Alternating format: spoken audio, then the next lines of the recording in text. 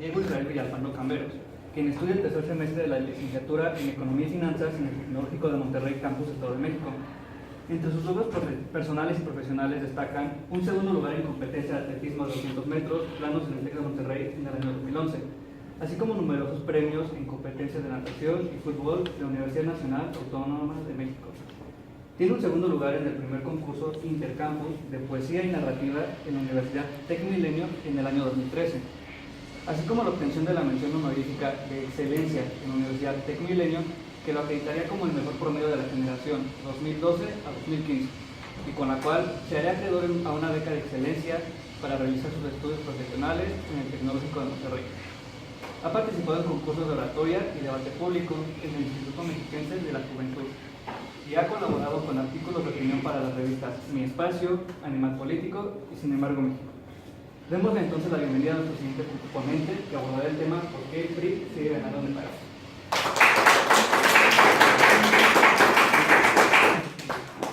Gracias, buenos días. En este sentido creo que me voy a meter un poquito en sus afinidades políticas, no es mi intención, sin embargo decidí el tema por una pregunta que me hicieron mis familiares hace unos días cuando estaba en la decisión de tema. Entonces, bueno, por principio de cuentas me gustaría preguntarles, para las elecciones de 2018, independientemente del partido, ¿estarían ustedes dispuestos a votar por Miguel Ángel Osorio Chong o Erubiel Ávila? ¿Alguien que diga que sí, que levante la mano?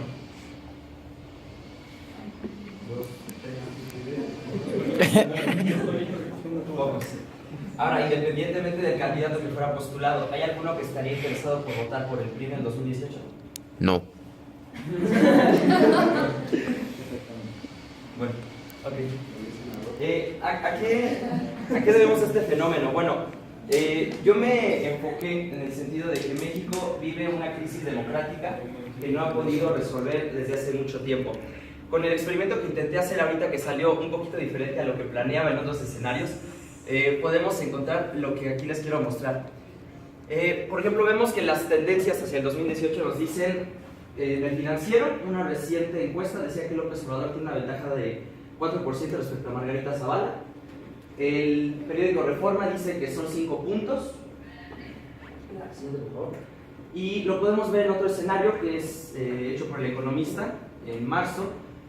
Hicieron 16 escenarios, de los cuales los ganaba José López Obrador, por un margen en promedio de 4 a 3 puntos. Sin embargo, ¿qué ocurre cuando vemos que la pregunta cambia? Cuando no les preguntamos respecto al candidato, sino al partido político. Esto cambia completamente la tendencia. Vemos que el PRI obtiene el primer lugar, sobrepasando por mucho al que sería el candidato de Morena, Andrés Manuel López Obrador. ¿Qué vemos aquí? El Partido Revolucionario Institucional tiene una fuerza política que ha logrado mantener desde sus inicios. Bueno, es importante recordar un poquito en esta parte, un poquito su historia para entender el preámbulo de por qué. El PRI fue fundado en 1929 por Plutarco Elías Calles, en un ambiente de revolución social un poquito inestable. Posteriormente, con Lázaro Cárdenas, después de que este exiliara a Porfirio del país, le cambiaría el nombre a Partido de la Revolución Mexicana, y Manuel Ávila Camacho, que sería el sucesor de Lázaro Cárdenas, le cambiaría el nombre al que conocemos en la actualidad como PRI. Aquí vamos con esto. Podemos ver en esta tabla los porcentajes de votos obtenidos en elecciones presidenciales por el PRI, el PAN, que sería su rival cercano, y el PRD, que llegaría hasta el año de 1988. ¿Qué podemos ver? En la primera parte de los años, hasta 1976, el PRI gozaba de una popularidad realmente avasalladora respecto al PAN, que era prácticamente nulo. No subía del margen del 20% de popularidad de las elecciones.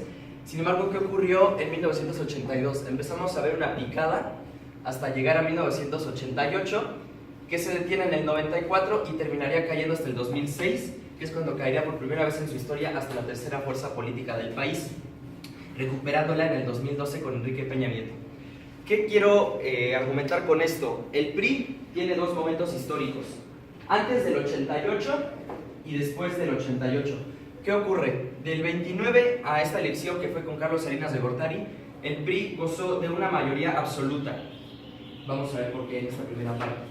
¿Qué fue lo que hizo que el PRI lograra tener esta afinidad y esta fuerza durante tantas elecciones seguidas? En el punto número 1, las condiciones sociales le fueron favorables para crecer. Como dijimos, el PRI fue fundado en un ambiente de mucha inestabilidad política y económica en el país. Esto le sirvió porque con una constitución recientemente formulada en México, que fue en 1917, no había una autoridad electoral o política que le permitiera decir esto no se puede hacer, esto va así o esto otro no es posible.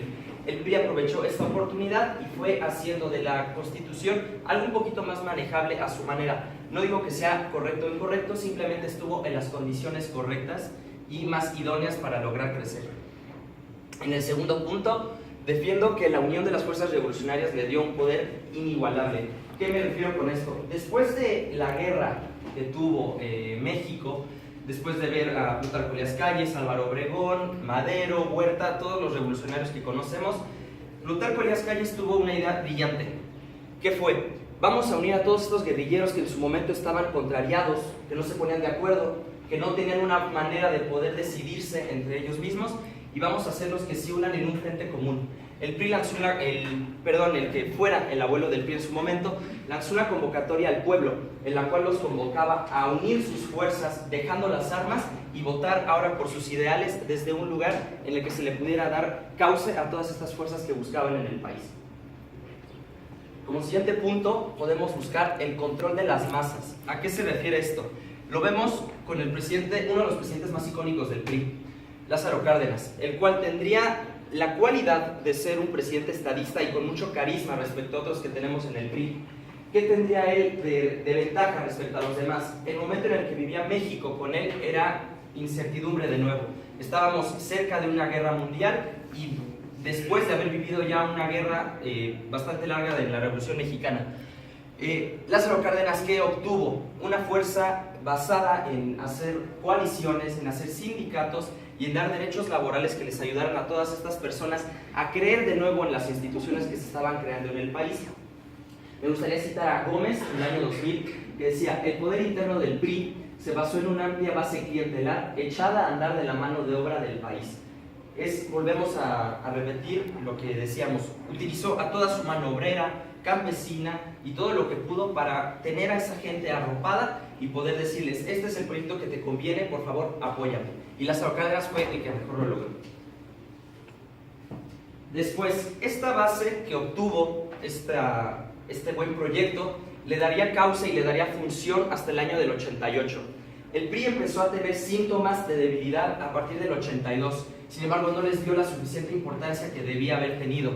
¿Qué ocurre? En estos años empezamos a vivir internacionalmente una crisis que se da la independencia de colonias que fueron en su momento, como la India, como parte de Asia, de Oriente, de África, y esto le ayudaría a las fuerzas izquierdistas, socialistas y comunistas a tomar fuerza respecto a las que se encontraban en los países. ¿Qué podemos ver?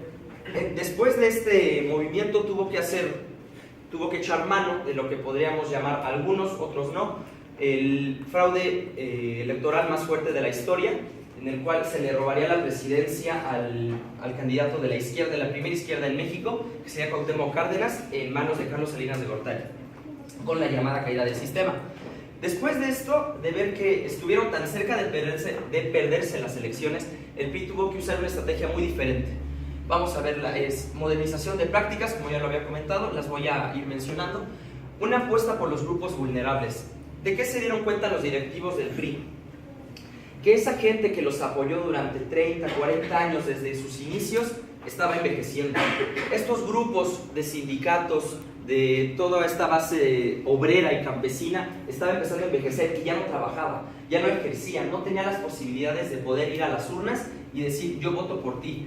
Entonces el PRI utilizó mano de esto y aprovecharse de la pobreza y lucrar un poco con ella, le ayudó un poco para seguir con esa gente a decirle: cada 6 años yo voy a venirte a mostrar que soy la opción para ti, por favor no te olvides de mí, que aquí estoy.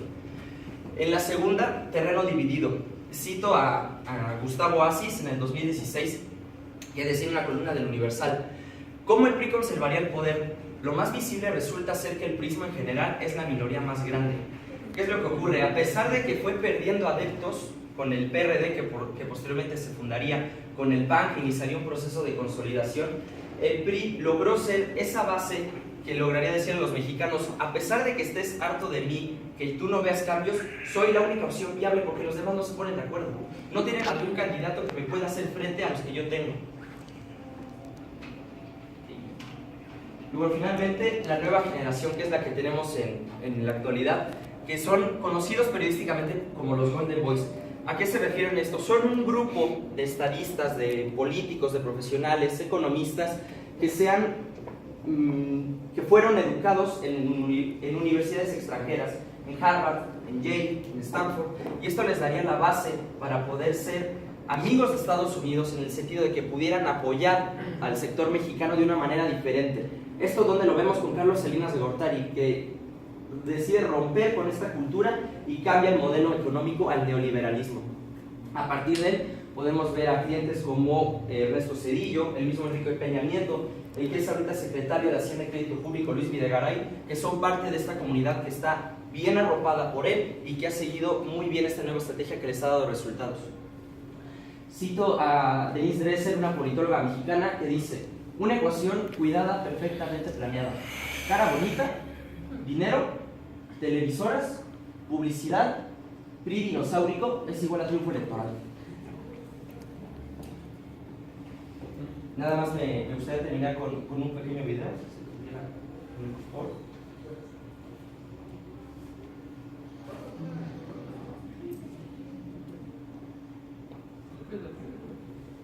Ya está mucho tiempo.